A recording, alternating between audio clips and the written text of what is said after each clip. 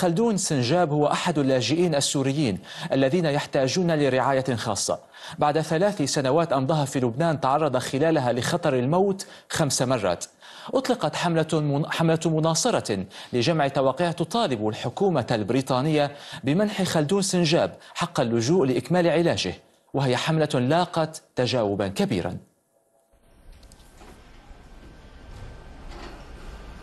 لأن حياته معلقة على توفر الكهرباء، اضطر خلدون سنجاب لمغادرة بلده سوريا عام 2012 واللجوء إلى لبنان، إلا أن لبنان ليس بالخيار الأمثل لخبير البرمجة السوري المصاب بشلل رباعي في جميع أنحاء جسده عدا عضلات وجهه، لا سيما مع مشكلة انقطاع الكهرباء المتكررة في لبنان والتي كادت تودي بحياته أكثر من مرة.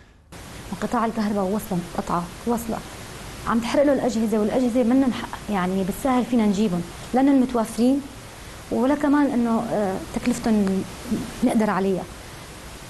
فهذا الشيء اللي كنا عم بخلي دائما نحن بهذا القلق اللي انه كل ما بتطفي الكهرباء لازم يكون نحن عندنا استنفار بالبيت. طيب لامتى حنضلنا هيك يعني استنفذنا كل شيء طاقات لعنا. مو بس حاله صحيه، يعني خلدون منه بس حاله انسانيه والله انه بحاجه مساعده، هو حاله انسانيه وابداعيه. منه هو انسان متسول ولا انسان عم يطلب منه المساعده ولا هو بحاجه، هو بس بده بيئه امنه. يعني اي انسان طبيعي بحق له الامان. طب نحن بس بدنا امان بس الاحتياجات، ما امان اكثر من هيك. وفي ظل رفض مفوضية الأمم المتحدة لشؤون اللاجئين ملف سنجاب لإعادة توطينه في بلد تتوافر فيه أقل الشروط للعيش بشكل طبيعي، أطلقت حملة مناصرة لمطالبة الحكومة البريطانية منح خلدون حق اللجوء على أراضيها. حملة لاقت تجاوبا غير مسبوق في أقل من أسبوع وتقترب من بلوغ 50,000 توقيع. تجاوب الناس يلي هو أدهشنا، يلي هو أعطانا أمل، حسسنا إنه في نحن ملنا لحالنا، حسسنا إنه في حدا معنا يدعمنا.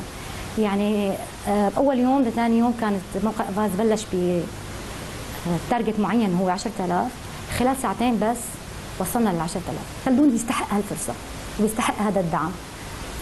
كل صوت عم نحصل عليه أو كل توقيع هو فرصة لنا، فرصة بس إنه نحصل على حياة آمنة.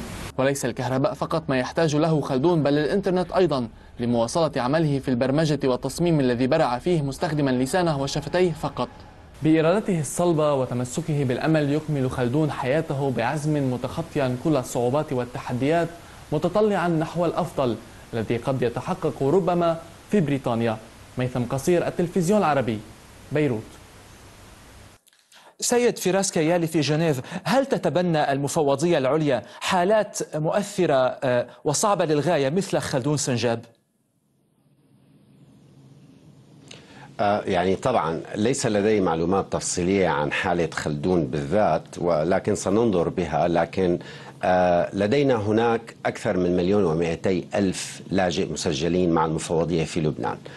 إعادة التوطين هو حل للاجئين، لكن حل يستفيد منه عدد قليل جدا من اللاجئين، أقل من 1%. والسبب في ذلك أن موضوع إعادة التوطين ليس بيد المفوضية فقط، إنما القرار النهائي لدول إعادة التوطين التي تعطينا عدد معين من الأشخاص الذي نتم تقديم ملفاتهم له.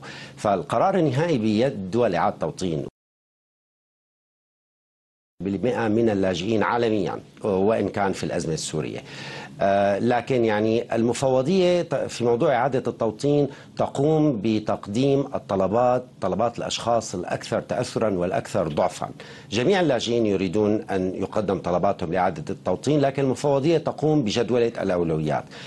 شخص مثل حالة خلدون بشكل يعني واضح تندرج تحت هذه المعايير، وإن كان الأشخاص المرضى، الأشخاص الذين هناك لهم عوائل وصلت إلى أوروبا بشكل أساسي، إن كان الأشخاص المحتاجين، أو إن كانت امرأة توفي زوجها والآن وجدت نفسها تعيل وتكفل عدة أطفال. فهناك معايير مبنية على الحالات الأكثر تضررا والأكثر ضعفا.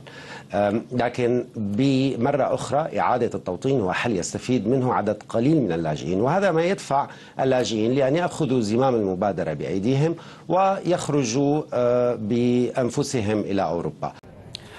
وبهذا مشاهدينا نريد أن نشكر ضيفنا من جنيف سيد فراس كيالي الناطق باسم المفوضية العليا لشؤون اللاجئين. شكرا لوجودك معنا.